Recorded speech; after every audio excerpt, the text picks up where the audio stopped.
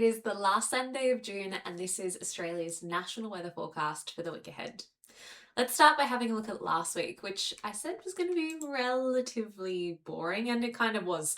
There was fog over most parts of the southeast for multiple days in a row. We saw lots and lots and lots of cold overnight minimum temperatures, which led to some frost risk in areas. We also saw little bursts of rain, for example, in the Gippsland region, along the west coast of Tassie, and then over this weekend, because of a low moving across, we also saw some moderate falls in Western Australia. Let's have a look at the week ahead, which is largely a lot more going on. Okay, so this is the rainfall potential totals from today till next Sunday, and you can see we have intense rainfall possible for the East Coast, specifically over the Alpine areas.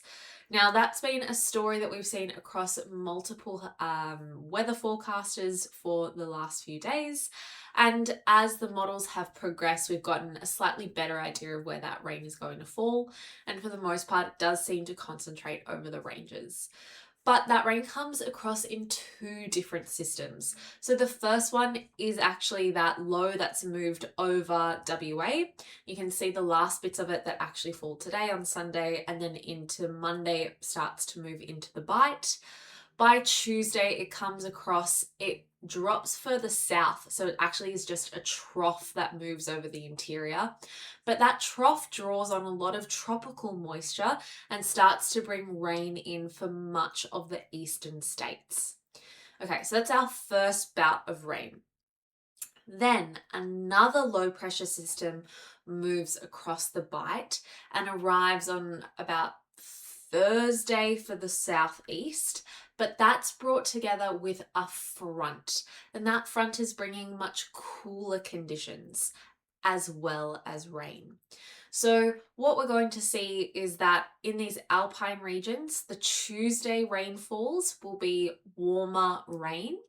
On Thursday, it looks like there's a good chance that there is snow on the way. For the rest of the regions that aren't receiving as much of this rainfall, we're still seeing moderate falls with a potential up to 25 or 50 mils, which is really decent rainfall. That means that there is a possibility of flash flooding in multiple areas. The front on Thursday also brings some strong winds, so we should expect to see some marine weather warnings throughout the week as well. Finally, there are still conditions at the start of the week as that trough moves across with the rainfall, so there is still a possibility of fog and frost risk, especially at the start of this week for much of the states.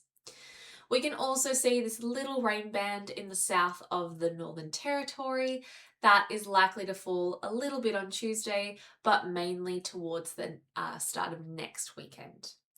Another high pressure system moves over in the area in the south on sort of the start of next weekend, bringing again settled conditions. So really, Monday to Friday, across most of the southern parts of Australia, we're expecting decent rainfalls with stronger winds towards this end of the week. Okay, let's have a look at wind now. I moved us forward onto Thursday. Here we're looking at the second low pressure system, which is bringing very chilly southerly and southwesterly winds up into the Bight and into the east coast with gusts 63 to 90 kilometers an hour.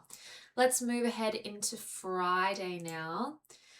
As that system moves across, we're starting to see some stronger bursts, mainly in coastal regions, so not as much on land.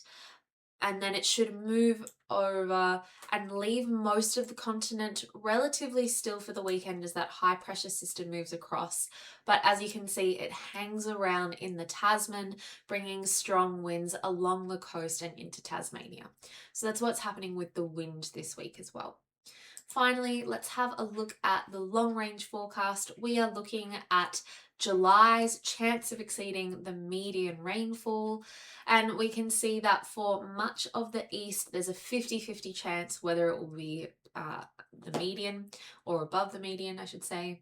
It seems unlikely that the West Coast will receive more than average rainfall, and about 35-40% chance down in the south as well.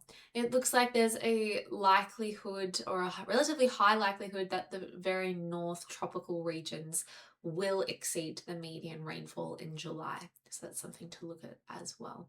So that's it for the week. We have two low pressure systems bringing lots of rain to the southern parts of Australia. The first arrives in the southeast on Tuesday, while the second starts to develop in Perth on Tuesday as well. It then moves across and will start to hit the southeast on Thursday, and it will likely bring snow. If you want a state-by-state breakdown of what's happening in your area, those videos are also available to you now, so we'll see you there.